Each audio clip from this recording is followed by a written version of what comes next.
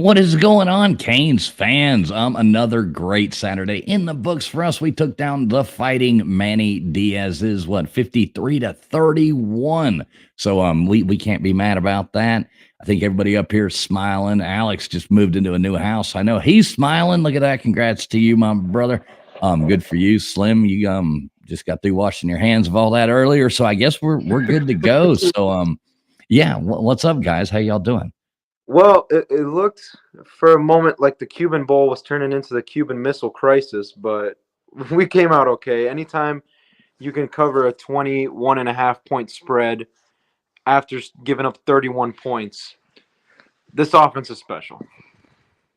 No. There was no Cuban Missile Crisis. There was an Alex crisis because you were losing your mind in a group chat during the second quarter. But I told you, everything will be okay. It's one bad quarter of play. I was like, I told Brendan, I wasn't like full on freaking out, but I was like pissed because it was like Duke in conference play averages 20 points a game, and we gave up 21 in the first half after being up 14-0. So I think I was a little justified in being pissed there. I do have to deal with a little business first. Kyle, I am no rank amateur, sir. I'm a professional at this. There is no chance I'm passing out after a noon game. Yeah, sorry, guys. We all, mainly me, sorry to do this show a little later than normal. I had a huge barbecue seafood thing to go to today, so I really couldn't miss that. But we made sure we're coming on at night to do this show, which is probably more fun anyway. So we all got to watch Georgia almost lose to Florida, which I thought would have been hilarious. But yeah, fun fact of the day: they talk about how dominant the SEC is over everybody. You realize that we beat Florida worse than Tennessee and Georgia combined. And Georgia got them at a neutral site, and Tennessee got them at home. We went into Gainesville. Sold out Gainesville. So much for this quote-unquote SEC dominance that I keep hearing about. Yeah, I'm not sure that really exists that much this year. I think Kentucky's beating Tennessee right now, if I'm not mistaken. Really? So yeah, Kentucky's up 7-0 over Tennessee. You got SMU is beating Pittsburgh as well, 7-3. So how's Louisville? Yeah, I was going to ask the same thing. Commercial break, but I'll tell you as soon as it comes back on over here. So what do you guys think of this game? I think our secondary is is not getting any better. Yeah, listen, before Alex freaks out. No. I'm not gonna freak out here. I'm gonna give credit where credit is due. In the first half, we went very man heavy, and I said it backstage, and that's because Malik Murphy against man has like a 40-ish completion percentage, while against zone he's in the 60s. Now we don't have the horses to keep him in man coverage with our DBs. Lance Guidry comes out of halftime, and after giving up 21 in the first half, he adjusts. He sprinkles in more zone, doesn't completely abandon man, and we outscored Duke, 36-10? So yeah, it's kind of like we were talking about earlier. Really, the defense had a bad second quarter. Because break this down by quarters. They gave up one touchdown in the first quarter. Because don't forget, their first 3 drives was 2 punts and an interception. Mm-hmm. They gave up 1 touchdown and a field goal in the third quarter. And that was really to start the third quarter because that touchdown was on the opening drive because Duke got the ball to start the second half. So take the second quarter out of it. The defense gave up 17 points. I'm not mad at that. Y'all had one bad quarter of play. One of the touchdowns was a busted coverage. One of the touchdowns came on for all the refs are feeding games to Miami, a blatant offensive pass interference. Yep. Okay. things happen in a football game. And not just If you want to sit there and actually break it down, it's not as bad as it looks. and not just But that, some go of those ahead. not just that, but on some of those touchdown drives in the second quarter, we were also just giving yards to Duke with stupid penalties. Oh, yeah, they got 40 yards worth of penalties on a single drive with Yeah. 3 penalties. So, and I know people in the comments section have been harping on me for bringing this up all year, but it bites you in the butt again. And it's going to bite you in the butt even worse in the postseason. They have got to clean these penalties up. Mm-hmm. We're the second worst penalized team in the whole conference. They've got to play more disciplined. Yeah, that's now an issue we've seen in back-to-back seasons. Because last year we were complaining about the same thing with the penalties. And earlier this year, it was. I'm going to be honest better. with you. You'd have to go back to Al Golden to find a time we weren't heavily penalized. Yeah. I mean, that's just being honest. Maybe even Randy. It's also just a Miami thing where it like, how many times have we gone, like, are they just not going to call a holding on the opposing team when they call the most minimal holding on us? Some of it's holding. Some of it is that D line is not getting the pressure, at least early on in the game, I like. Yeah. It ratcheted up later on in the game, but especially early. First half, Duke's offensive line kind of won that line of scrimmage battle with our D line. In pass pro, running the ball, they weren't really running it well. No, they weren't. And they didn't run the ball well at all for the whole game. I mean, you had 1 or 2 runs break out. That was really about it. Yeah. I think they might have. I did look up the stat. I think they might have finished right around 100 yards rushing on the game. Yeah, and we ran the ball well, but obviously what was really working was the pass game, which shout out Xavier Restrepo, who is now number 1 all time in both receptions and receiving yards in Miami history. Yeah, big shout out to him for that. That's awesome. He deserves it too. He's a hell of a player. I mean, beyond a hell of a player, he's a class act player as well. He's the type of person you want on your team. He's the kind of guy you'd want your daughter to date. No, but I saw some jackass FSU fans, because they need to find any way to talk shit after now they're 1-8, and Omarion Hampton put up 250 yards and 5 touchdowns on their ass. I saw some of them talking shit, being like, "Oh, but he's been in college for 5 years, so that record isn't really that impressive." And it's like, hold up, he was a redshirt freshman in 2020, didn't play anything. 2021, he was the 4th string receiver behind Mike Harley and Charleston Rambo and a bunch of other guys. And in 2022, he was injured for 3/4 of the year. He didn't play in 2022 until later in the year, and we didn't have a quarterback because Tyler Van Dyke was injured, and it was Jake Garcia and Jakari Brown. Well, listen, the last group of people I'm going to put up with that kind of talk is Florida State, because I may have been born at night, but it wasn't last night. Chris Winkie was pushing 40 years old, had 3 kids and a mortgage when he won the Heisman at Florida State. Yeah. So Florida State fans are looking. They're looking for anything to laugh at, or to point at this point, because Jesus Christ, what a dumpster fire. What was the final score with them today? 35. Yeah, 35-11. Oh, wow. And to his point, I saw the same thing out of Florida State fans on Twitter this morning, talking about what an undefeated team with a noon game, like that's supposed to mean something. What? Yeah, I guess us having a noon game is now a burn, apparently. No, yeah, and then, of course, like all just the regular, like, oh, you had no fans in the stands, this, and that, because they showed a picture like 20 minutes before kickoff.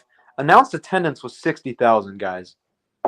Like, please, humble yourself. Which for a noon game, a Miami Hurricanes noon game, is pretty damn good. Well, in a game that, let's be honest, we all knew would be a blowout. Like, none of us were really worried about them covering the spread.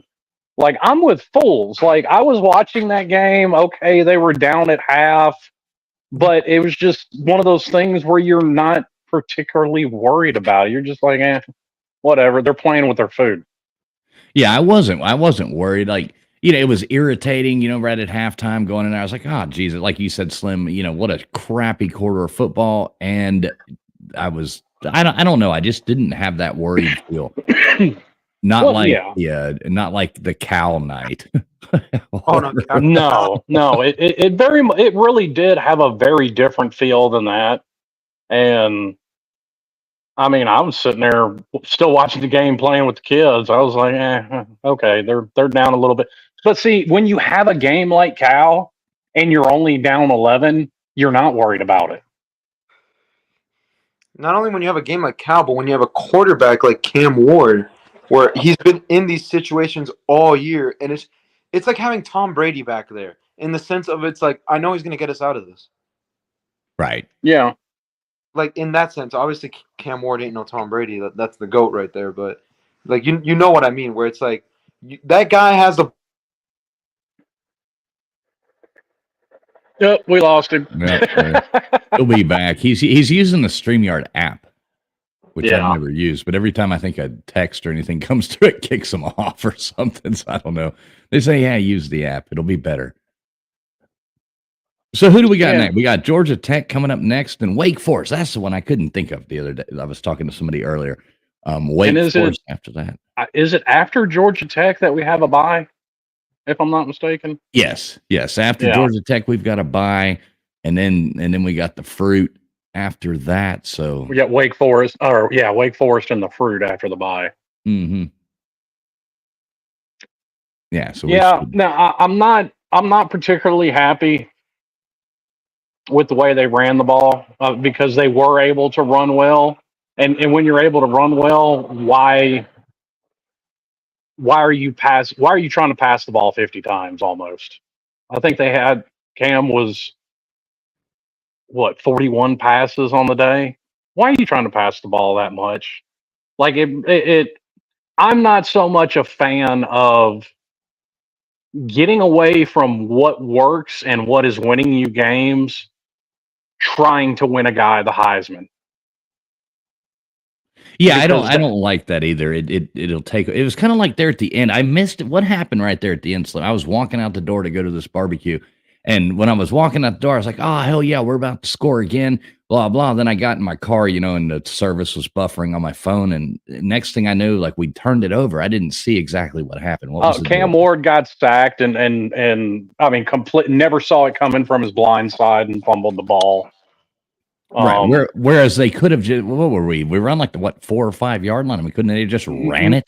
Maybe even the 3. Yeah. And and you saw, and they showed a clip to it, and you clear as day, you could read Shannon Dawson's lips.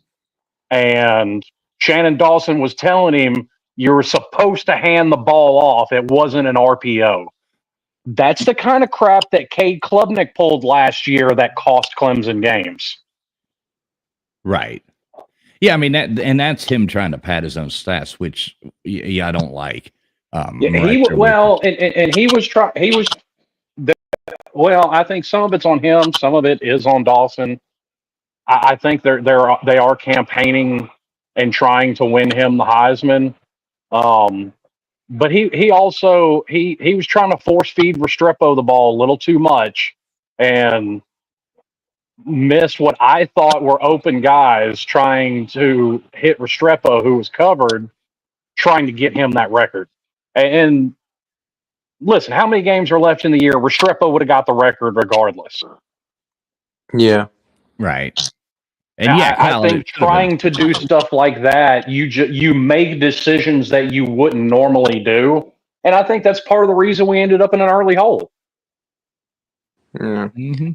And you could tell with what Kyle's saying, you could tell Mario wanted to run the score up on Manny. You just know he did. Well, and I think that was some of it too, because if people would remember when Mario first came in, he didn't call out Manny because Mario's not that type of coach. He's not going to call somebody's name specifically, but he had some rather disparaging remarks about how Manny was running the program when he was here. Which I think were accurate remarks, because I remember hearing reports about guys fighting in practice, and we all remember the infamous. Well, fights happen in practice. Listen, I'm not worried Yeah. about that. I'd Yeah, be but- more worried if that wasn't happening. We all remember the infamous gas station picks after losses, and Jaron Williams being stoned during the FIU game, and not punishing him. Like, we remember all that stuff. Well, Manny Well, Diaz, he's like we always said it. He's like the babysitter, the team mom, the guy that Manny wants to be Diaz friends. wanted to be the cool parent. Right, the cool dad out there. He's just, and I don't have anything against Manny Diaz. I never was in love with Manny Diaz as the hire to start with or anything like that. He's a hell of a defensive coordinator, but I had to, he wanted to win that game more than anything. And looking at his face in the fourth quarter when he was like, they zoomed in on him for a minute and he's looking at the scoreboard and he had such a, he looked so crestfallen. It was kind of funny. Well, yeah, because he had the lead and he saw it slip. And listen, I'm kind of with you. I think Foles, me and you talked about this at the time when it happened. Mm-hmm. I think Manny, and I think you summed it up perfectly. It was a mistake when Manny Diaz was hired, but it was also a mistake when he was fired. Yeah. Yeah, 100%. That's the way I look at it. Slim, it looks like we've got a good contestant of the night here. Doesn't really agree. Todd Hott doesn't agree with you. He says, I don't give a damn who your running backs are. You don't take the ball out of number one's hands. Why did we throw it so much? He asks. That's got to be the stupidest thing I've ever heard, because everybody knows that just, letting your quarterback get sacked, the one reason why we're winning all these games. The last thing we want is for him to get hurt, right? Yeah, and also, let me break this down for you a little bit. Basic football 101, when you're inside even the 10-yard line, or like they were inside the 5, it's advantage defense. A whole lot easier to throw a pick when everybody is smushed together in a much smaller area. Mm-hmm. And when you have a couple of wrecking balls like you do, and Damian Martinez and Mark Fletcher, they're almost, if you're inside the 5, that's almost a guarantee between those two to get a touchdown. Yeah, also, he did it again. Cam did it again. Rolling out, throw it 30 yards back across your body into quadruple coverage. Right. That was a stupid play right there. It was the same thing as the Cow one, except it didn't end up as 6 points.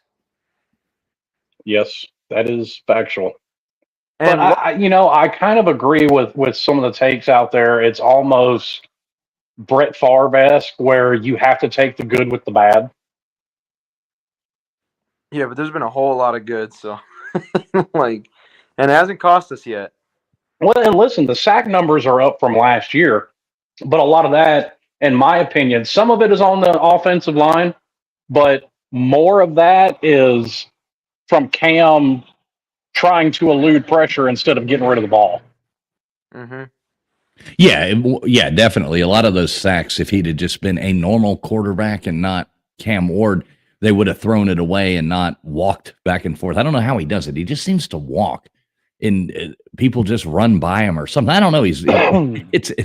I can't grasp it, but he just seems to walk around, and he'll do that for like 5 minutes and then finally get sacked, and it counts as a sack. But he could have thrown it away 10 times. I mean, on that first touchdown he threw, where, it was a touchdown. First of all, it was almost a pick, but he steps up out of a clean pocket into pressure, which that's what forces him to roll out. And you're just looking at it and you're like, why did you do that? Like, why did you step up there? And yeah, it's cool. It's cool now, and it's like, oh my God, Cam Ward has so much aura. Cam Ward is so nonchalant. This isn't that. You ain't gonna do that next year in the NFL, buddy. I'm sorry. You're not gonna be playing the Dallas Cowboys on Monday Night Football and just be like, let me just, jog around a little bit back here. Like, no, you're not going to be able to do that. Well, no, especially, and listen, the NFL is a completely different game from college. We all know that. Yeah. But especially if you're going to be as high of a draft pick as they have him projected, like the most popular one I've seen is him projected to the Carolina Panthers. Oh my Listen, Bryce Young is not a terrible quarterback. Okay, he's not. The Carolina Panthers are that bad. Not even just the team, the whole organization. Now, did any of y'all happen to see this? Kyle says, I want to know if the Manny and Mario handshake, did any of y'all see that at the end of the game? Or? I did. No, I did not see cut away that. The from camera, the camera work. Honestly, in that game, the cameras they were choosing for shots throughout that entire game, but including the end there, were just terrible, terrible. Yeah, I would like to see that. Oh, SMU just went up 14-3 on Pitt here. So Pony up. yeah, there we go. What's up with Louisville and Clemson? I meant to tell you a minute ago, but it's back to commercial now. So I'll let you know. Just remind me when the commercial's not on, and I'll let you know. Don't you have the power of Google, sir? Oh, I do, but that's like a pain in the ass. I can just turn my head and look here in a second. Clemson was up 7-3 last time I looked. I meant to tell you that. I mean, hope Louisville wins because not only will it help out our strength of record, but then you also give Clemson that ACC loss, and it makes it a whole lot easier for us to get to the ACC championship game. Yeah, I don't think any of that really matters. Hang on a second. Todd decided to come back again. Well, when you said that, we were talking about that last fumble, so that's why I used it as an example. But when you have the dynamic run game that you have, yes, you need to lean on it as well. Because, okay, I'll give you another football 101. The run opens up the pass. Right. Run the ball well, make them respect the run, and passing the ball becomes easier because then all your safeties and your corners creep up. Yeah, and that's really when we hit that lull there in the second quarter because we really got away from the run game. Yeah. And we guess have what else you do when you get away from the run game and you throw the ball that much? What's it called? You become predictable. Yeah, if you run it every time, they're just going to line up on the line and stop your run. If you throw it every time, they're going to pick you off 10, 15 times a game. So, I mean, you do have to do both. And the last thing we need is, like I was saying, is for Cam Ward to get hurt. I mean, that's basically we would not, like we said last week, without Cam Ward, we would not be 9-0 right now. We wouldn't be. And listen, that's no hate or shade to Emory whatsoever. No. And from what I've seen in games, Emory has progressed from last season. He is better, but Emory is no Cam Ward. And if you want to listen, I think we've all pretty much agreed that Miami's going to be in the postseason as far as the playoffs, unless some kind of epic collapse happens. You're going to need a healthy Cam Ward. Mm-hmm. If you want to make any kind of a postseason run. I don't know. We could just put it all on the backs of our secondary and hope that that works out. Yeah, right. And listen, I don't think our secondary is as bad as some people do. Listen, I was sitting there. I'll sit there and just linger in chats on YouTube a lot. It won't type anything. Dude, the entire second quarter, everybody fire Lance Guidry. This defense is absolutely terrible. And I'm like, okay, yes, we all knew the secondary was problems in the offseason. Guess what's still absolutely elite in the country? The front seven. Mm-hmm. Like, guess what? How about Ruben Bain? Ruben Bain was having a great night tonight. For everybody talking about firing Lance Guidry, we came into this game, by the way, with a top 15 defense in the nation.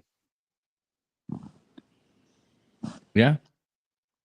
By most statistics, the best defense in the conference. I'll take that. Yeah, and we're still sitting where are we at? I'm sure it keeps dropping as we get more of these games, but we're still sitting with a decent defense and being the number one scoring offense in the country. That does sure help. You know, well, I mean, the name of the game is to score more points than the other team. So let's give it a little context here, because I used this comparison last week and I'll use it again. This offense is on a better clip than Joe Burrow and the LSU Tigers in 2019. Yeah, This and what was defense, hang on, this defense coming into this game, number 14 in total defense. You know where LSU was at the end of the year by the time they won the Natty? 31 in total defense. Yeah. Yeah, it's the point that I was gonna make. Like I mean, that LSU team, they gave up 38 points to Vandy. And Yes, this ain't Diego Pavia Vandy where they beat Alabama. That's Vandy. 2-10 every year, Vandy.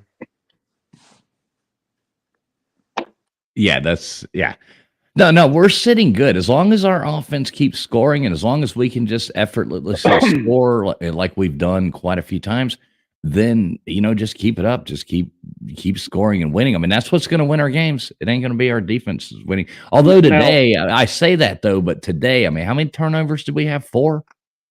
Like 5. on 5, we got it 5 times from them. So, I mean, that right there is the defense making it. I do think the defense, third quarter, the defense was playing lights out. And like I said, I missed the end of the fourth, but yeah. Dude, for almost the entire first and then almost the entire third and the entire fourth, the defense played lights out. Like I said, they had a bad second quarter. And outside of the second quarter, they gave up 17 points. Man, I mean, Great. when you look at this team, like we've seen it all year with Cal, with Virginia Tech, today, we're a great second half team. Like, We are. Like this team goes into the locker room and they look at what has transpired over the course of the ballgame. They're able to adjust. I mean, I said it earlier. Lance Guidry went in here playing man-to-man a lot, and it made sense why he was doing it when you looked at Malik Murphy's number against man compared to zone. And he said, okay, I can't just keep playing the zone because they're dicing me up with it. I've got to start implementing. I mean, I can't keep playing the man because they're dicing me up with it. I got to start implementing some zone here. And they did it. And I remember, like, one of the first zone plays, we picked the ball off. It was an interception because O.J. Frederick picked up his guy in the zone and caught that ball, and that's what gave us the lead back. Yeah. Now, in Miami Sunshine Trucking is right. And we talked about that a few minutes ago.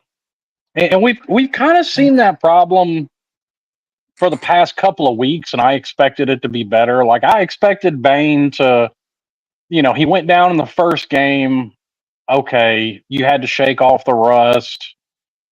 I haven't been happy with the pass rush past couple of games. That's something that does need to be fixed.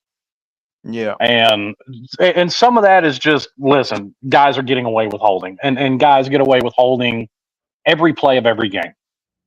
That's just a fact. They've got to emphasize getting off of those holds or doing things that make it a little more blatant that they're being held to try and draw those penalties. Yeah. Yeah, I don't know if you saw that. Appreciate it there, Dominique coming in there updating us with the score there. 10-7, Louisville just scored. So, and Travis, you're asking what took so long. I mean, it's the fact that when you're in the middle of a game, it's harder to make those adjustments in the moment. We had to go into the locker room, and that's where we adjusted. And you saw it in the second half. Like I was saying, we held Louisville to 10. Not Louisville. Jesus Christ, I'm 2 weeks behind. We held Duke. I'm sorry, I was thinking about the Louisville game. I was looking at the comment. We held Duke to 10 points in the second half. Yeah. Like, when they went up 11, we outscored them 36-3. We still covered the spread. The spread was 21 points. Now, actually, last time I saw it was at 20.5, or 20. Okay, I'm thinking about where you look. the opening line was 21.5. I guess it dropped Okay. up. That's what I'm thinking of. But Well, that's fine. I mean, listen, either way, we covered it, and that's another old adage in football: good teams win, great teams cover. We covered. yeah, You can't ask any more than that. And yeah, like you said, it's every week, Travis. But hopefully all we can do is ask.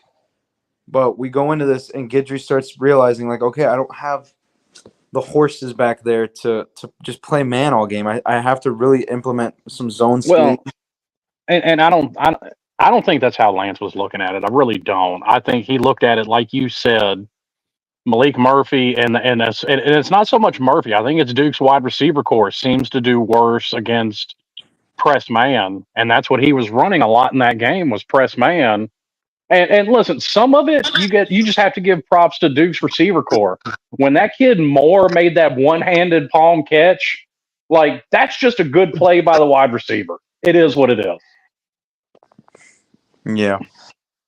You know, Malinoa, I mean, one of those touchdowns was just a busted coverage. Busted coverages happen. Malinoa getting beat on a slot receiver. Malinoa's 6'4", 245. I'm not going to eat his lunch because he got beat by a slot receiver. And he didn't get completely burned either. Like, it was still He really didn't. That was a good throw. That was a good catch. I mean, it just, you know, he's a little big to be manning up on a slot receiver all the time. And, Yeah, listen, you're going to have a mismatch somewhere on the field. And that's props to Malik Murphy for finding a mismatch. Yeah, that does worry me though, because they do seem to catch him in man a lot. Like teams have wisened up to that, where they seem to be just catching Malinoa in those man coverages, and they'll send a guy in motion to isolate him. Well, and you have to have the slot receiver to man him up with, and not everybody.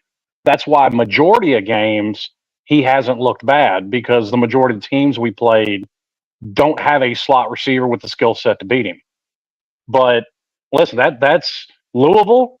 Number one, that's Jeff Brom's offense, and number two, it's a byproduct of Scott Satterfield being there. Everybody on Louisville's team runs at least a 4-4. So they have the kind of guy that's a mismatch on Malinoa. Duke has the kind of guy that's a mismatch on Malinoa. But Florida State doesn't. He didn't have any of those, and none of that in the Cal game was on him. Georgia Tech doesn't have a slot receiver with the skill set to beat Malinoa. No, they have that one guy who was a freshman last year. I'm forgetting his name. Singleton, I think. Yeah.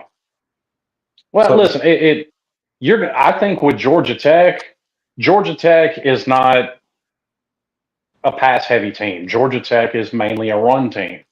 So actually, I think you'll probably see the defense have one of its best games, because that's where we're best at, is a rush defense.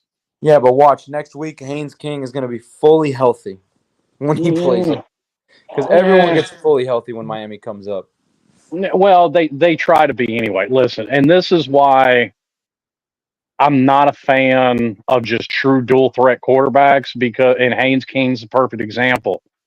When you have a quarterback that's rushing the ball 20 times a game like that, a lot of them just can't stand up, and Haynes King's a perfect example of that. He just can't stand up through the season, taking those hits over and over and over again.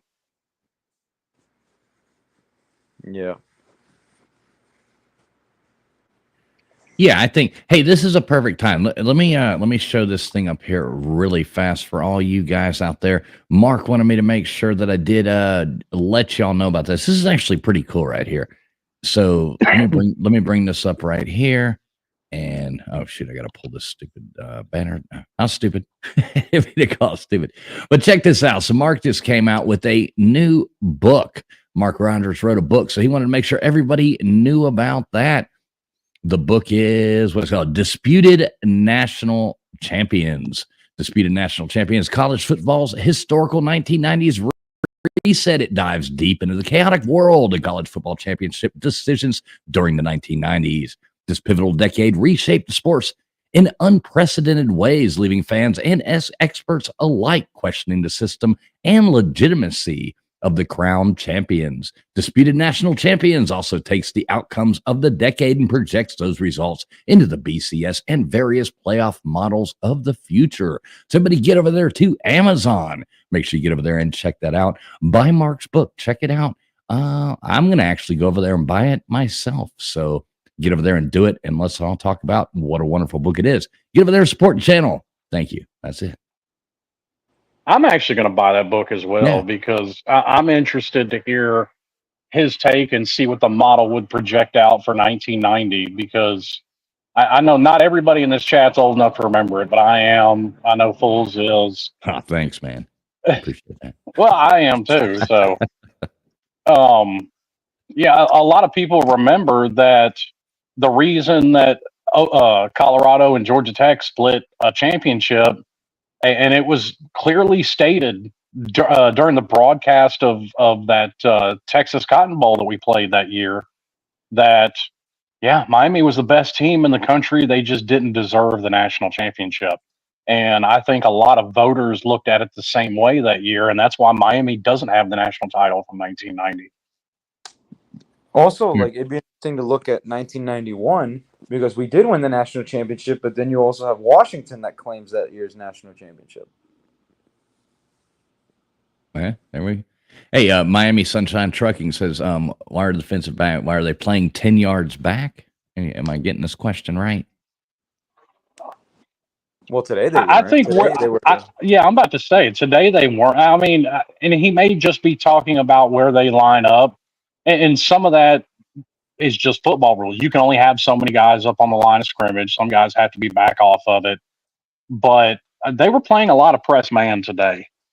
Especially today. And I think Alex is completely right when he said earlier that Duke throughout the season has just not played well against press man, and that's why they were running a lot of it today.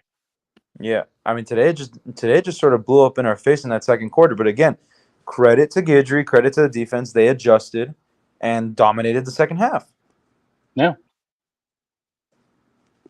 Yeah, we'd like to see it. I mean, I still keep going back. It's hard to come on here, especially after the years of us doing this, years and years, and complain when we're winning. You know what I mean? After coming on here and losing like these big games for the past few years and doing that, oh man, Louisville just blocked the Clemson field goal, so and got it back. So shout out to my boy Pigskin Pete. I'm sure he's going nuts right about now. Yeah, is he streaming tonight? Yes, he is streaming live as we speak. Hey, we'll have to do that. Listen, we'll have to do that at the end of this stream. And we're not going to go a long time, guys. We're going to just talk Miami football for a little while. At the end of this stream, we should all go into his chat. Everybody from the chat, we should all go in there and put something like, it's all about the U or something and just flood Pete's chat with that. I think that would be kind of funny. Yes, and the people that are in here that aren't subscribed to Pigskin Pete, yes, he's a Clemson fan, but we get on there and we talk all college football, and every Tuesday night we do an ACC show on there where it's specifically ACC talk and nothing else. That's a great show. Yeah.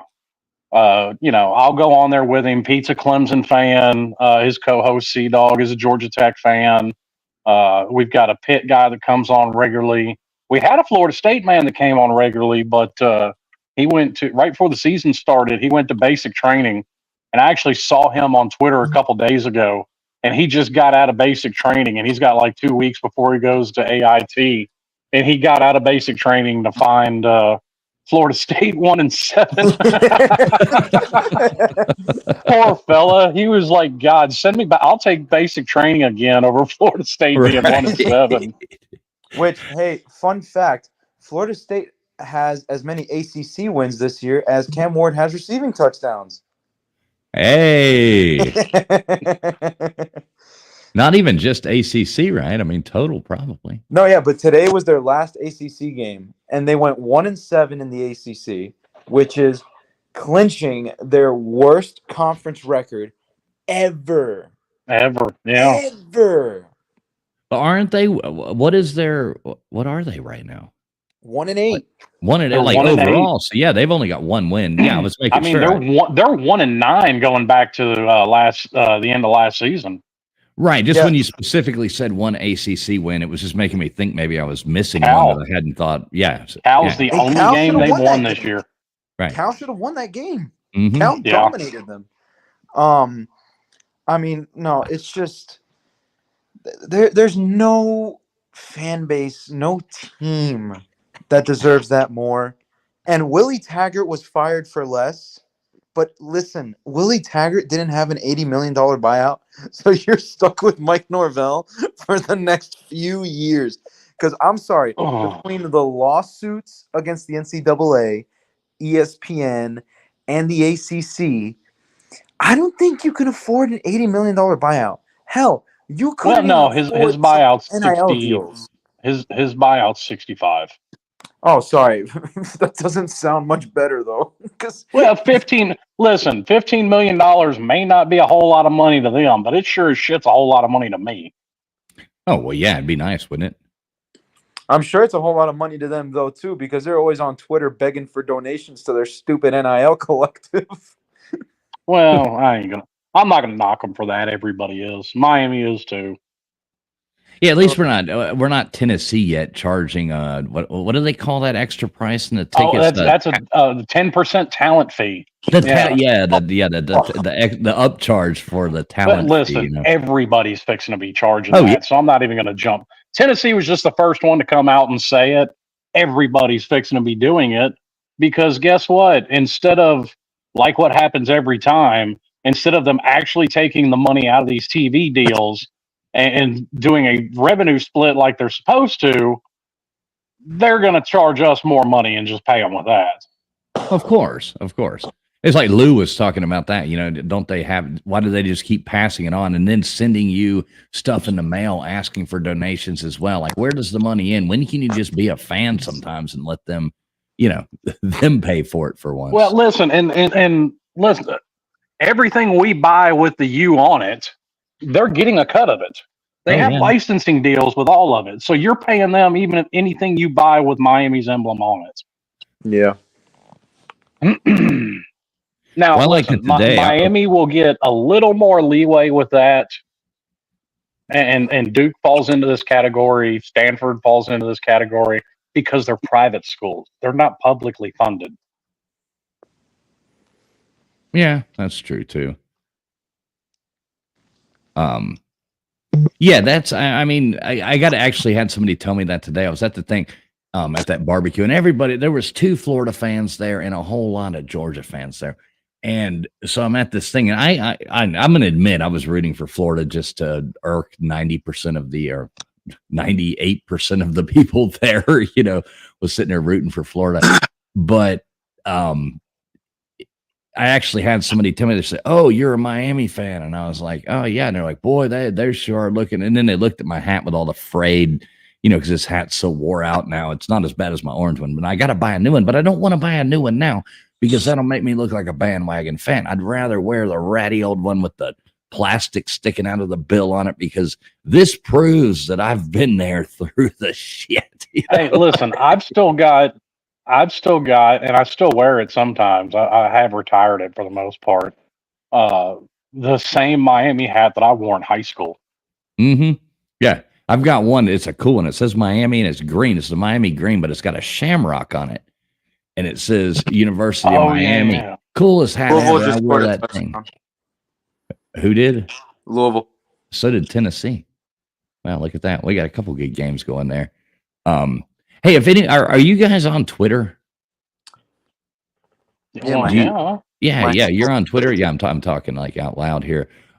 Make sure everybody goes over there and subs up the Voice of College Football Twitter.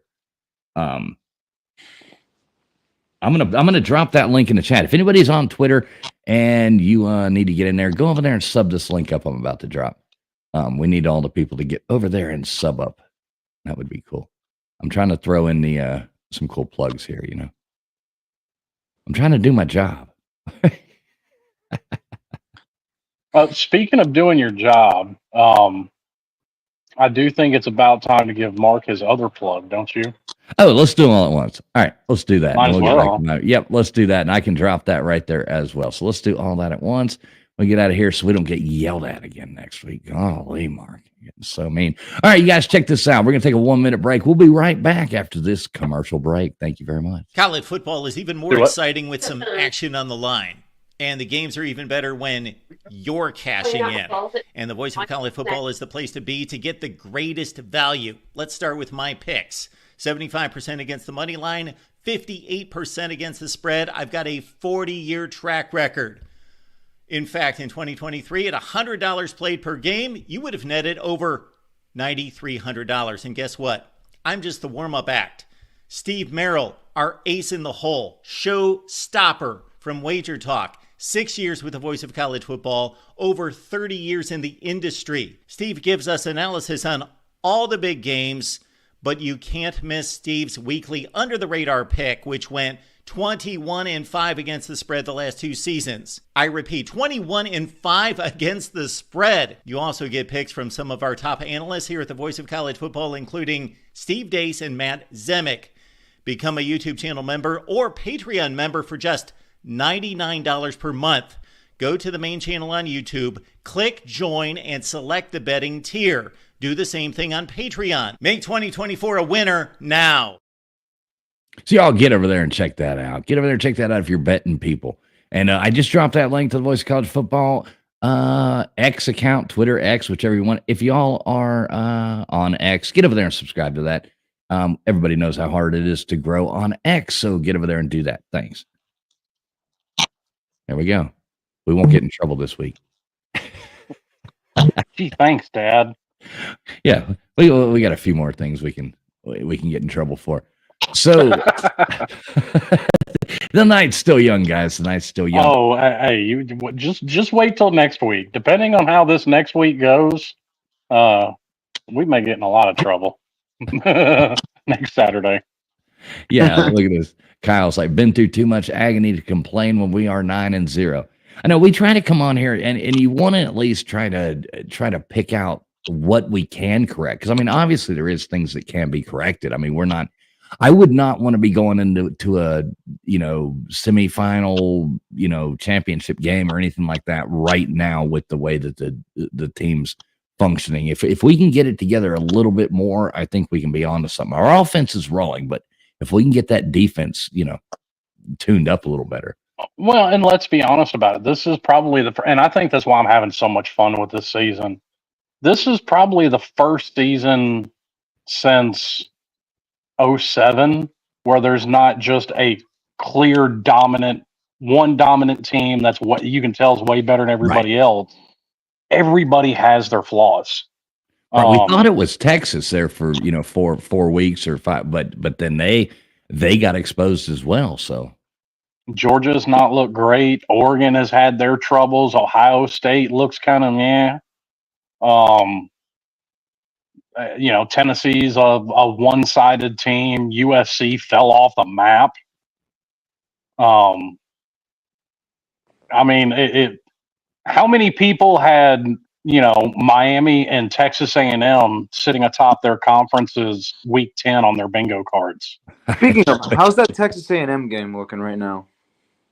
I don't know. Anybody in the chat? Can you throw that in there? Can you give us an update on the Texas A&M? They're playing at South Carolina. Yeah, last I saw, I thought they were up, but Louisville's up 17-7 over Clemson right now, and that's pretty interesting. Oh yeah, there's a Clemson fan that me and him end up in a lot of Twitter spaces together, and he likes to push narratives, and so do I. And I'm gonna have some. He's currently at the game, but God, am I gonna have some fun with him?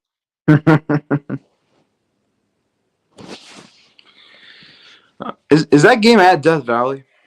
Yes, it is. Oh God, that's even funnier. I mean, listen, Clemson is not a bad football team, but neither is Louisville.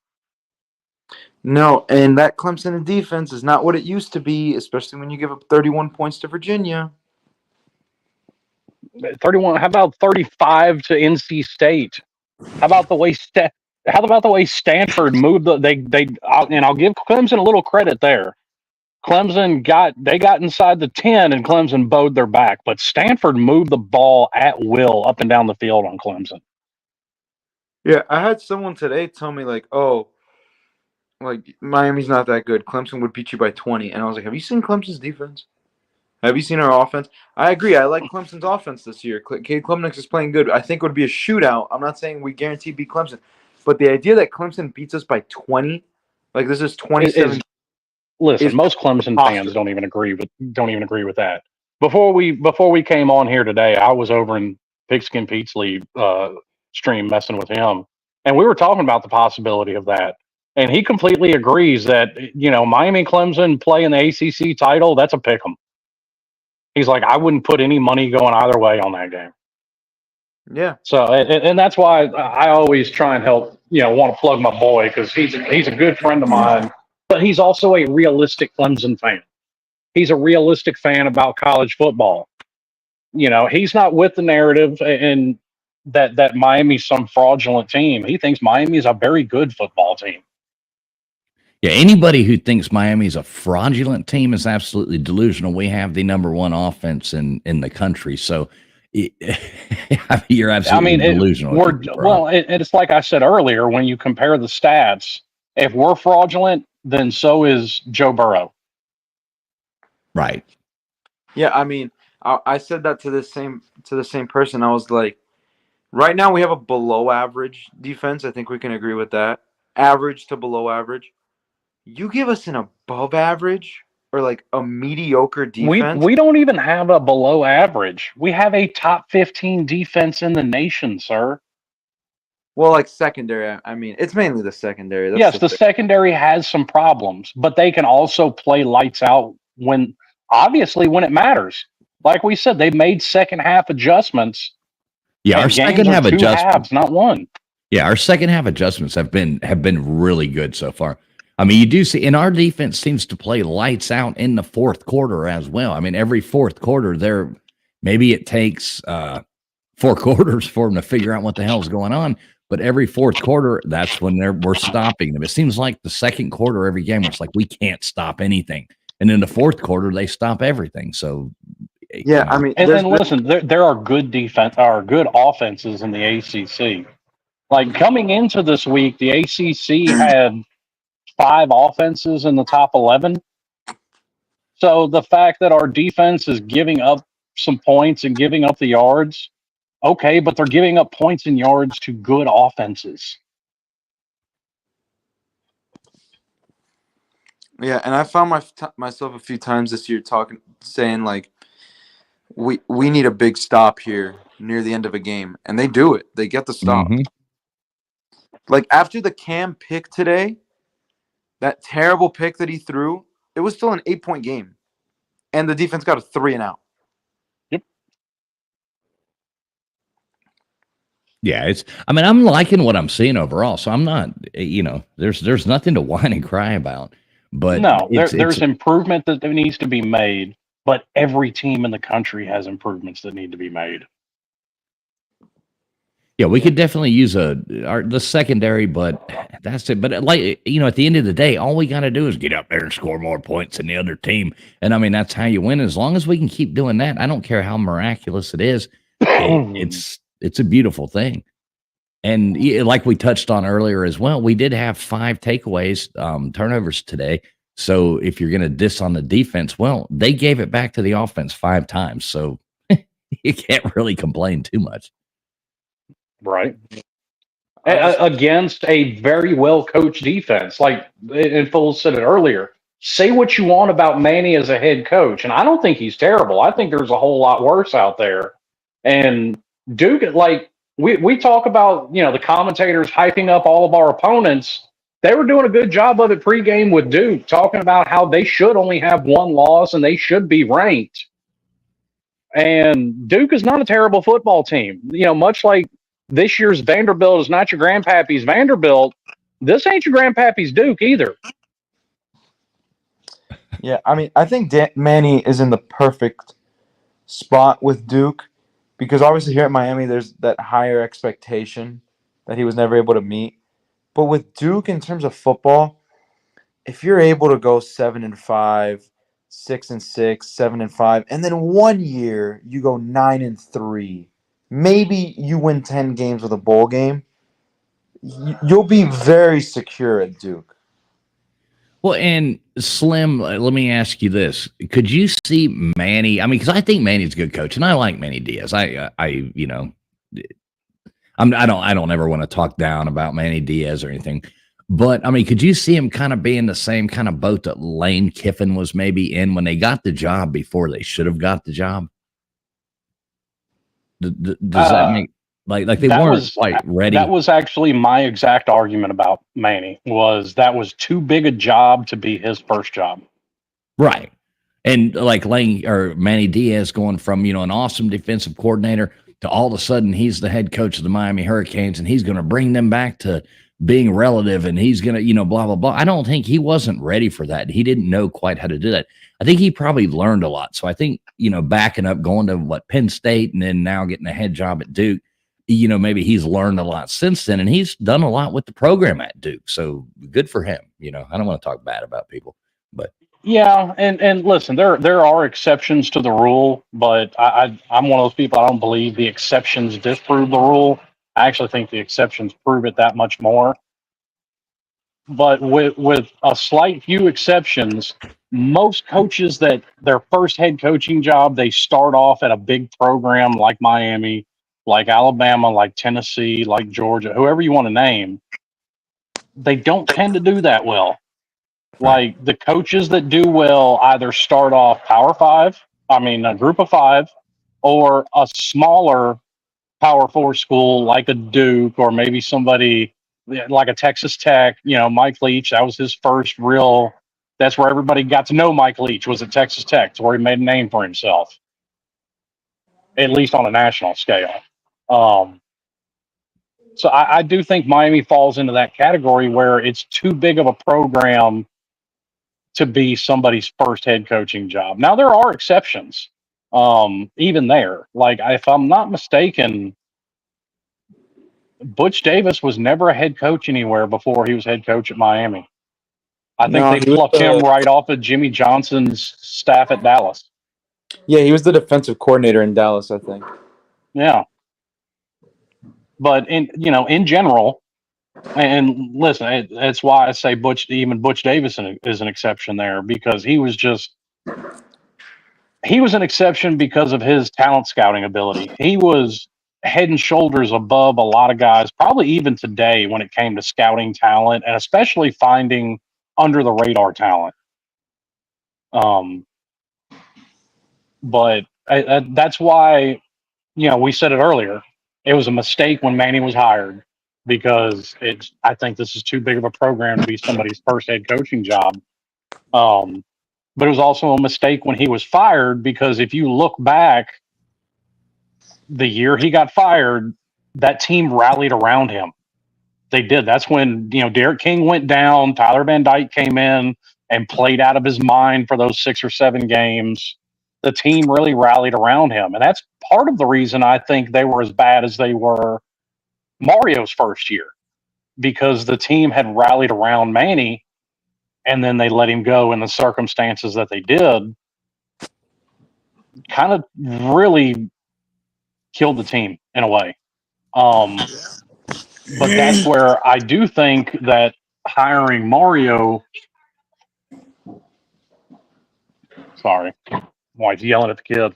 But that's where I do think hiring Mario was the best thing they could have done, because if you look back, when he took over FIU, they were 0-12. When he got to Oregon, they were 4-8. Mario's a program builder. And it took him a couple of years, but I think everybody can see now exactly what Mario was saying day one when he came in, that there was work to be done. And he's still saying that because the work's not done. Yeah, the work's not done until we get number 6. Well, and listen, to be fair, I don't think that's going to be this year. I completely agree with Mario's take that the roster is not where it needs to be yet. Now, is Cam Ward a dynamic enough player? Cam Newton, I'm not going to compare him to Cam Newton, but Cam Newton-esque in that he can put a team on his back and just will them enough to win. Maybe. We'll see. Yeah, I mean, I think there's just too many holes on this team where, like, you can see it now, where it's like when you get to that next level of, like, being in the championship, that it's going to bite us. sort of how the perfect example with another team I follow, the Yankees, this past week. All year, people were talking about they're not defensively sound. They're not. They're Go lacking. Dodgers. Fuck you. They're lacking in the fundamentals. And what happened? You know, you're up 5-0 in the 5th inning, and Aaron Judge drops a ball. Anthony Rizzo and Garrett Cole, they miscommunicate, and no one covers first base. And the Dodgers storm back. They score 5 runs, take the lead later on.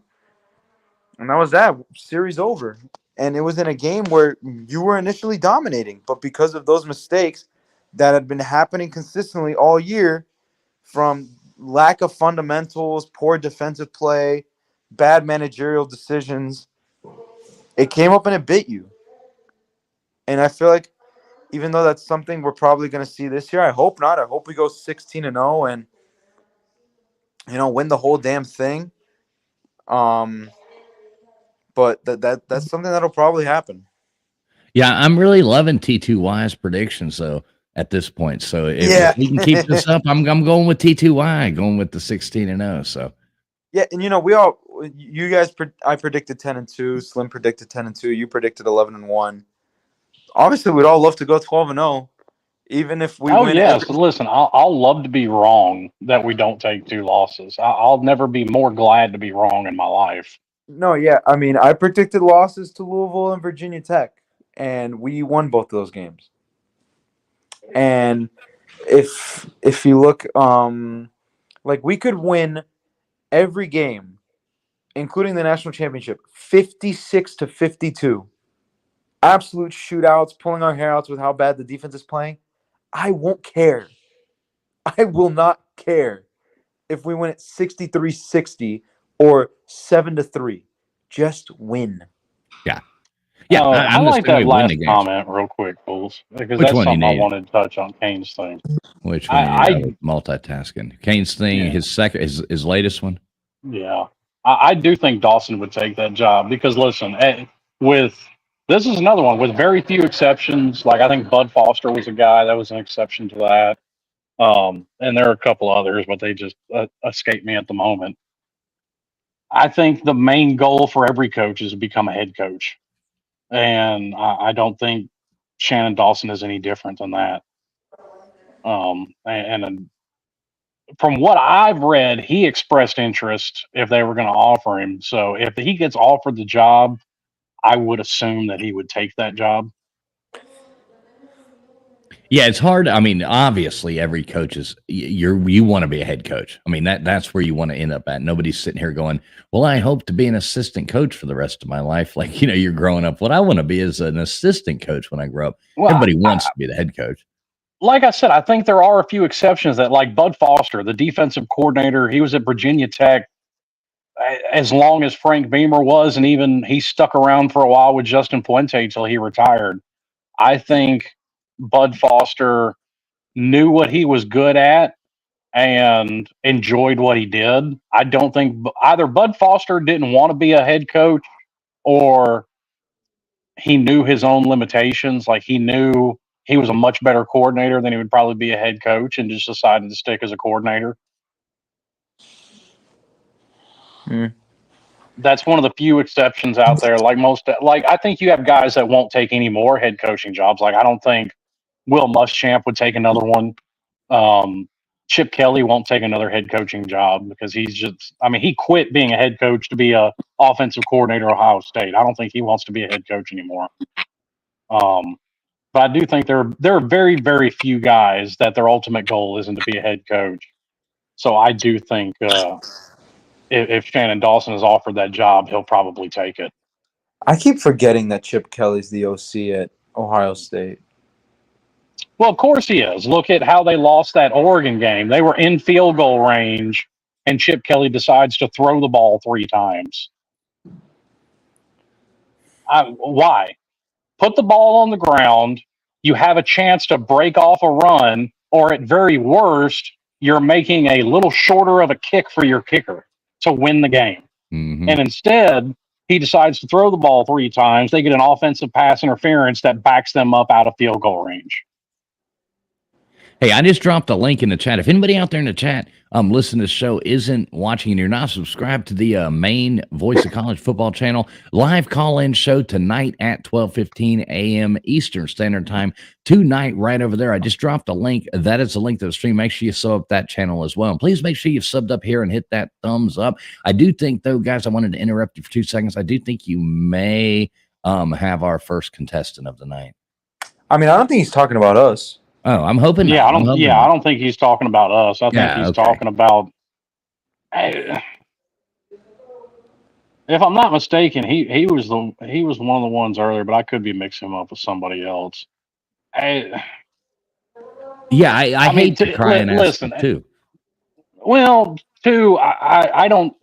We need to be realistic at the same time. I mean, there's nothing wrong with pointing out flaws, but I'm not going to sit here and whine the whole time. Like we said, I don't care. No. And Alex just said, at the end of the day, we're putting up the points. We're winning. We're 9-0, baby. We're 9-0. And yeah, and like I said, like, do you think LSU looks back and says, "Oh, we gave up 28 points to Oklahoma in the Fiesta Bowl in the college football playoff semifinal," or they gave up 30 to an unranked Texas?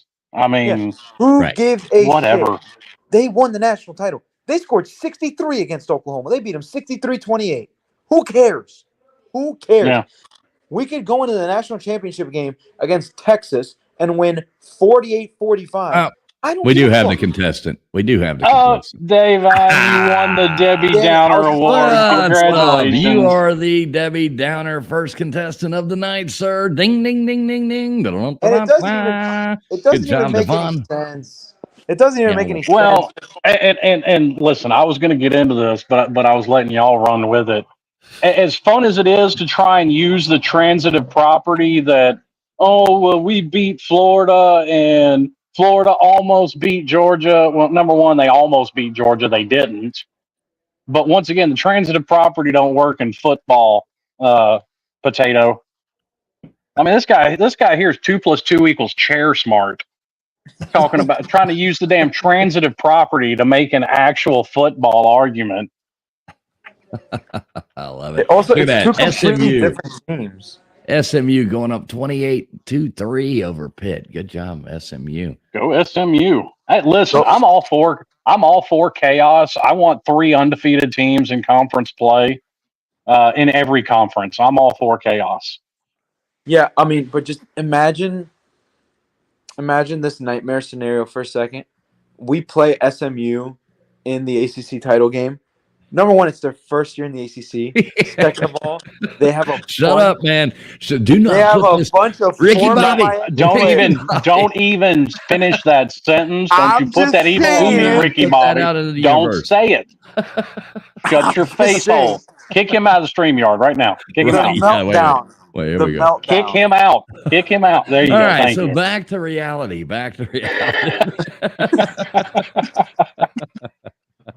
I'm just saying the meltdown on Twitter. Don't even finish the statement. Biblical proportions. That's it. Biblical meltdown. Noah's Ark type shit. I'll still sit there and laugh at all of it. We'll still come on here and do this live show. Trust, we've been doing this from the winnings to the losings to the anything in between, and we've never come on here and not laughed and had fun. So that's what I love about it. You know, you see a lot of these post-game shows and these teams lose and these people come on there, and this is basically me. My God, this is where they come on there and they're like, well, we played our best game. I just don't know what to think. I don't know what's going with our program. I don't even know. I think my whole life is ending at this point. I don't know. And we go out here, we're like, we're going to have fun regardless, because regardless, win or lose, we're still happy to be Miami Hurricanes and be a part of this wonderful family. Well, Brendan, we may be having fun, but I don't think Devon's having fun because he's still bitching in the comments. And congratulations, you were the first Debbie Downer of the year. Week 10. Yeah, we've had a couple people that almost made it, but Devon's making it right to the top. Devon, there's a good chance that unless we lose this year, you're going to win the Debbie Downer of the Year award. So if you could just send us your address so we can send you your trophy, that'd be greatly appreciated. Yeah, that would be cool. You might have already taken the cake. But yeah, welcome in, Devon. Glad you are enjoying this podcast so much, though. We really do appreciate you being here. Make sure you hit that thumbs up, please. It really does help out the algorithm. Apparently, we have to spell this out because some people on the internet can't use their head for anything other than a hat rack. But a few minutes ago, we were just talking about exceptions to the rules when it comes to coaching, and Kirby Smart is one of those exceptions. Kirby Smart has the second best winning percentage in the history of college football since becoming a head coach. What are you even talking about? I like it. LW coming here. Canes are a 3-win team without Cam Ward. Oh, now LW, come on now. Well, he's a Bama fan. We all know the intelligence level of Gumps. What is an Alabama team without Nick Saban? We'll have to see about that at the end of the season. Debbie Downer Award. There we go. No, I would think without Cam Ward, though, legitimately, we would probably be sitting at 6-3 right now, maybe 7-2 without Cam Ward, and we're sitting at 9-0. So I'm happy. Have you seen Reese Poffenbarger throw that football? I don't know about that. No slight against him, but this ain't Albany kid. Hey, back-to-back Heisman winners, Cam Ward and Reese Poffenbarger. Right. I love the guy's name though. Where's he from? He's got to be Wisconsin, right, or something. It gotta be. Oh, he gets a name like Poffenbarger up there. Didn't he played a couple snaps, didn't he? Well, and this is something I'll absolutely give Mario credit for. Whenever he puts in the backups, one game he'll put in Poffenbarger, the next game he'll put in Emory, and he'll just go back and forth giving them reps. Yeah, I mean, I think Poff played against Florida A&M, and Emory didn't play at all that game, and then Ball State Emory came in, and Poff didn't play at all that game.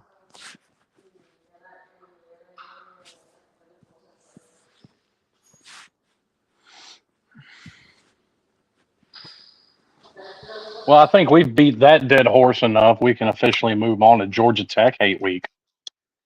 Yeah, the rambling wreck. We have to go up to that shithole that is Bobby Dodd. You should just demolish it right now. Honestly, I was talking with some Georgia Tech fans, and they were talking about, they had gotten in a conversation of, the future of Bobby Dodd and how they're selling games to play at Mercedes-Benz.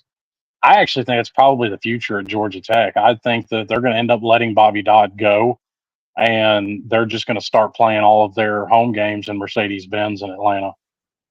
So you think they're just going to go on ahead and let Bobby Dodd fall over? Because I mean, it's 3/4 of the way there now. Stop holding it up. I mean, they're already out there. You got half of Atlanta over there just holding that damn dump up. I mean, I was serious in the preseason stream. I couldn't tell if Slim was in his garage or in Bobby Dodd Stadium. Like, I couldn't tell. I didn't know. Listen to this guy, Slim. He goes out, buys a fancy new house. Now he's over here putting you back in damn, back in Bobby Dodd. Listen, this man's owned a house for 5 minutes. Wait till his air conditioner goes out. Guess who he's going to be calling about what to do then?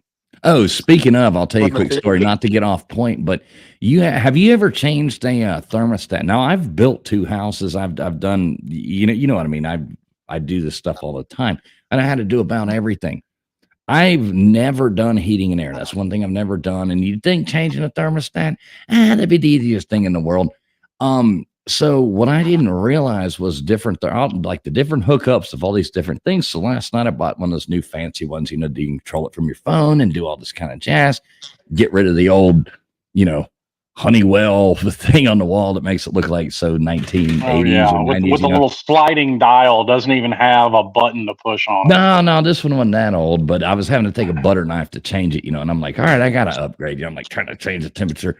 And so I just went over there, unscrewed the thing, just pulled the thing out, undid all the wires. And I got like all these wires sticking out. And I'm like, what is OB? Like, I just figured it would be color coordinated. You go back in. Oh, no, don't ever do that. Make sure you take a picture first. I found that out. So hindsight's 2020 right there. We do have a question for you guys though in the chat here. Here we go. And this was something I was talking about before the show, and I was talking about scenarios. So maybe I like the Silver Surfer thing there too, Troy Ortiz. Does anyone know if there's a 3-way tie in the ACC if we're guaranteed a spot in a championship game? I think yes, but Right now, but it all depends because the next tiebreaker up would be strength of opponent. So right now it's a yes, but obviously, Listen, assuming that Clemson, SMU, and Miami go undefeated, it's a fight between SMU and Clemson on who gets in. We're in because we're undefeated, not just in conference, but overall. now Clemson, they don't play SMU, do they? No, Clemson, SMU, and Miami don't play each other. That's why a lot of people have been throwing around that scenario of it's not really even a 3-way tie, like I said, because both Clemson and SMU have an out of conference loss that Miami doesn't. So it would, like I said, it would come down at that point to just Clemson and SMU. But you know what I think would happen though? I think you would see in that scenario, I think you would see 3 ACC teams making it to the playoffs. Now, this kind of went out the window today, but they were staring down the barrel of the same thing in the Big 12. Or not the Big 12, but the Big 10. And the way they actually have their rules set up is there was a scenario that could play out where Oregon would be 12-0. And if Penn State had won today, and if Indiana had beat Ohio State, Oregon could have been left out of the Big Ten title game. Now, I don't think it would have happened, but there was a scenario where that could have happened. Right, but I'm thinking, I am thinking that we're going to get, if that scenario happens, I think, like say this crazy, I don't feel like the guy with the meme with Charlie from Always Sunny with the, the whole shit going everywhere. Pepe Sylvia. Who's Pepe Sylvia? Right. I don't think if that happened, like say we go there and everything stands out, everybody wins out, we go there, we're probably going to go up against Clemson. I would think, I don't know. I think at that point everybody would make it. I think those 3 teams would all make it to the playoffs. Because what's the SEC going to throw out? What are they going to try to pull 3 teams, 4 teams out of the SEC? That's still 7. Then you could go 3 teams. You know what I mean? I don't see it. 2 or 3 other teams. We'll see what happens. But I could see if that scenario happens, I could see 3 ACC teams making it. Am I wrong for thinking that? Yeah. I am. No, wrong? You're not wrong at all. Okay, Alex. No. I'll tell you. I zoned out. It's back by it's one of those. It would depend on what else goes on around the country. And it would take, because I actually think at this point I've got a bet out with a buddy of mine on this. I don't think there's a single conference going to get 4 teams in, and I think Notre Dame is really killing that too. Yeah. But I also think, and this is just my opinion on it, after all of the backlash from leaving out Florida State last year, I think that the playoff committee, I think that may hurt the SEC this year. Could you imagine the whining that we'll hear from the SEC people? That'll be glorious. Listen, they're whining about it already. That's what they do for a living, is they whine. Lane Kiffin whines, Nick Saban whines, fucking Kirby Smart whines, Billy Napier whines. It's a fucking conference full of whiners, and they're probably a bunch of winos too. You know who doesn't whine is Vanderbilt. Vanderbilt don't whine. They just go out there. They just go out there and do their thing, man. They chunk. And not only, listen, at Vanderbilt, even way more epically than Tennessee, because Tennessee Stadium is right by the river for people who haven't been there.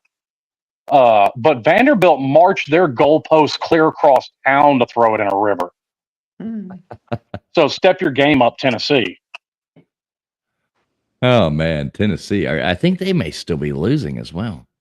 Yeah, Vanderbilt's like that scene in Talladega Nights where Ricky Bobby wins his first race and he's just like, I don't know what to do with my hands.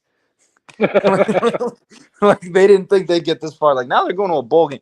You know how insane you would sound if before this season you were like, hey, Vanderbilt's making a bowl game. Not even just like, oh, they're going to beat Virginia Tech and Alabama. They're going to a bowl game. Yeah, most people had, Vanderbilt pegged at like 10-2, or 2-10, like most years. Yeah, because But it's Vanderbilt. It's Vanderbilt, right? Yeah, why would you expect them to do anything else?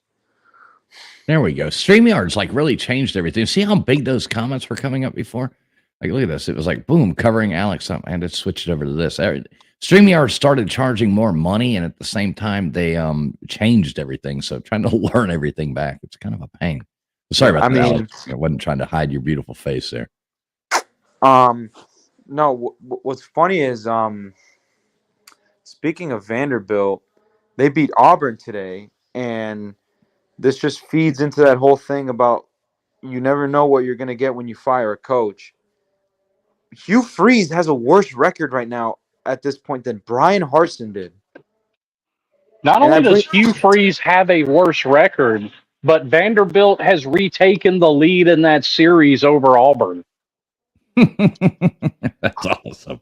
Oh my God. And now, what's his name? Poffy or whatever his name is, that quarterback from Vanderbilt that transferred in this year. He is now 3-0 against Hugh Freeze. That is so funny. That is so funny. Yeah, and it's just, because we're seeing it today where people are like, oh, Penn State needs to fire James Franklin. Who would you get? This guy built up your program, and he has you winning 10 games every year consistently. His biggest fault is that he can't beat that one team. Well, really two because of Michigan. Well, it's honestly, he just hasn't come across. It's been a lack of quarterback play. They've had good defenses. They've had good receivers. They had Saquon Barkley. They've had all the spots, but it's much like that's where I'll draw a comparison with Miami. Just quarterback play, man. Quarterback play. That's been our biggest Achilles heel. Let's be honest about it. I understand that Brad Kaya holds some Miami records, and I was a Brad Kaya fan. But Cam Ward is our best quarterback since Brock Berlin. Yeah, even Brock Berlin wasn't that good. But Brock Berlin, name somebody since him other than Cam Ward that could put the game on his shoulders and put the team on his shoulders and win a football game. Because Brock Berlin did it several times. So look at this. This is pretty funny. So I just brought up the SEC standings. So we've got standing at number 1. We've got Texas A&M, followed by Georgia at number 2, followed by Texas at 3, Tennessee at 4th, LSU at 5th, and Vanderbilt at 6th, followed by Ole Miss. Then we get Alabama. and listen, Texas and Texas A&M play each other. Love you, LW, Tennessee and Vandy play each other. So like I said, a lot of these scenarios, whether it's in conference or whether it's for the playoffs, they're gonna work themselves out, because they were even talking about it during the broadcast of our game. Like the vast majority of the top 12 all play each other at some point this year. Right. So a lot of this is gonna work itself out. I need it. I need Vanderbilt to beat Tennessee for the memes. Simply for the memes. Please. Oh, listen, I hang out with a bunch of Tennessee fans on Twitter. And for the most part, they're realistic. But like all of us, they can delve into the. Are you talking about ByStar? No. No, TriStar comes around there. No, TriStar. I'm TriStar. I'm sorry, I misspoke. I'm sorry. Well, no, you didn't misspeak, believe it or not. But I'm not sharing that story on here. But we can all get a little delusional at times, and they can too. But they're fairly realistic. That's why they don't let TriStar come around. But you catch them when they're not in their delusional state, the vast majority of them have that Vanderbilt game circled, and they're keeping a close eye on it. I was Is out that of game at curiosity. Vandy? I'm bringing up SMU's schedule now to see who they have left. We've got they're beating Pittsburgh right now 31-3. 31-3 SMU over Pittsburgh. So they still have to play Boston College, Virginia, and Cal. That's who SMU's got left on their schedule. So you could see this coming down to some like this could get funky here at the end. And depending on if Clemson's losing 20-7 right now to Louisville. Holy shit. Clemson's got the ball and it's 4th and 10. They're punting out of it. Looks like, well, he's basically in the end zone, punting the ball. And let's see, Louisville just recovered it at the 50, running it all the way back, passing the 20, passing 10. There's a flag on the play, touchdown Louisville, but it looks like it'll be coming back. But that's where we're at right now. And listen, this is the first of a fairly rough 3-game stretch because not only do they have to deal with Louisville tonight, they've got Virginia Tech in Blacksburg, Oof. and then they have Pitt. And I think that game is at Pitt. Clemson might be falling apart. Let me check in on Pigskin Pete. Uh-oh. I love Pigskin Pete is taking shots. Oh, I need to go mess with my buddy. Oh, hey, Canes fans, stick in here for another 5 minutes, 10 minutes. We're going to close this thing down. Then we're going to go troll a Tater fan. Then we're going to go troll a Clemson fan. Not troll. He's our good buddy, and we love him to death. Pigskin Pete. Can you drop Pigskin Pete's link in here? Oh, of course, I'm going to. I'm going to drop it, and we're going to get the whole chat, everybody in here. Anybody that is listening, what we're going to do, we're all going to go in there and put "Go Canes" or something in line. We got to go in there and troll it. So, we've been on here for an hour and a half. Let's see if we can get Slim to let us on his stream. Let's see if we can make him feel a little better. No, he won't do that. So, Panama City Kane wants. Are we worried about an SMU matchup? I would rather play Clemson, I think, than SMU or Pitt. If it had to be any of them, I'd rather play Clemson than SMU or Pitt. Imagine saying that 7 years ago. I'd rather play SMU than Clemson. Imagine saying that at the beginning of the season. Yeah. Well, I don't know. I mean, we beat Clemson last year. I wouldn't mind a Pitt matchup because, I mean, there's a bunch of guys that left Miami and went to SMU. Which pisses me off even more because it's like, dude, you're going 11-1 now at SMU, but you were here at Miami, and the most we could do is like 8-3 while getting blown out by North Carolina. Really? I'm just so glad we didn't have to play North Carolina this year. I mean, even though they suck and they're horrible and all that jazz, but North Carolina has been our Achilles heel for years and taunted us. I'm so glad they have. They've been our Achilles heel since we joined the conference. And I mean, that even goes back to, when we first joined in Brock Berlin's senior year, we lost to North Carolina. It's just something about them, man. Everybody's got that one team that gives them hell, and North Carolina has been ours without a shadow of a doubt. The fact that we've Except lost during the Larry Fedora years. We've lost 5 in a row in North Carolina. That's insane. Right. That's exactly what I'm saying. I'm glad we don't want to play them. I swear, Mac Brown has some voodoo magic that he's just like, whenever they play Miami. Yeah, but I'm fairly certain this would be Mac Brown's last year if I was a betting man. He almost retired during the James Madison game. He was like, should I just go? He might have known James Madison. He probably did.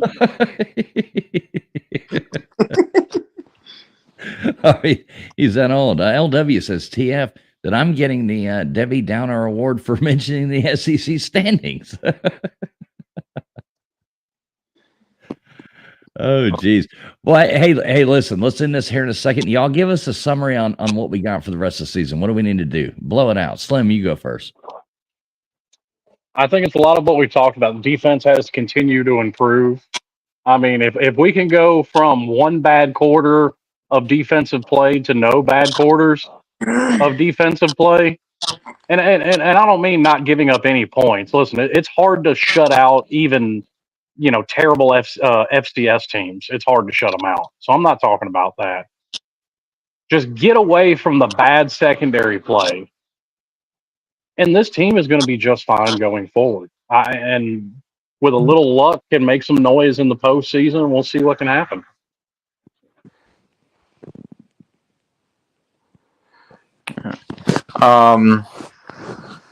Give Cam Ward all his props. He's the reason we're 9-0.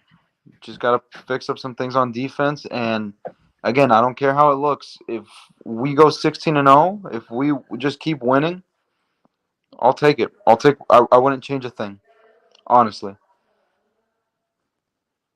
Well, I like that too. So I'm gonna put this in here. What should I say, Slim? What do you think for Pete over here? Oh, Slim left us, didn't he? Or he's muted. No, my bad. What were you saying now? Oh, what should I put for Pete? I'm gonna leave something in here to tell everybody to make sure they go in there to Pete's stream. I almost dropped it in his chat just now instead because I was tuned into it. But we're gonna wrap this up. And what should I put in here? Canes by 1 million. Just how about let's make it go leave Pete a go Canes. How about that? Yeah, everybody leave Pete a go Canes in his chat. And sub him up if you're not. It's good year-round college football talk. And like I said, he talks about all of college football, but he's got shows where he focuses, on the ACC. And that one's open up to any ACC, a fan of an ACC team that wants to come in and throw in their opinions. Yeah, it's a fun show. It's a fun show on Tuesday nights, right? Tuesday nights, yes, every Tuesday night, year round, 7 p.m. Central Time. Yeah, so there you go. So I'm going to drop that in there right now, and then we're going to close this out. Go leave Pete a go Canes in his chat. Here's the link. He is live now watching his Clemson Tigers get destroyed by Louisville. So I'm sure he would love to have a bunch of comments come in right now from a bunch of Miami Hurricanes fans. If you're out there, you're in this chat, you're anything like that, please just go over there and do that. It'll be fun. Don't cheese out on us. So do that. And let me just find this one other thing. Make sure everybody does go over to Mark's show tonight on his main channel, Voice of College Football main channel, call-in show, 12:15 tonight. It's up there right now. Just go to Voice of College Football. I can't find the link right the second while I'm trying to close this out, but join the Voice of College Football call-in show tonight at 12:15 a.m. Eastern Standard Time. He will take your calls. Y'all can talk about football, do whatever. I agree with Panama City Kane. Keep winning. That's exactly what we need to do, sir. So everybody go over there, leave Pete a comment. There's the link to his live stream right there. Get over there and put a go Canes in his comment. He would love to see that from all of us. I guarantee. So next week, I don't think they've announced game time yet. Have they or not?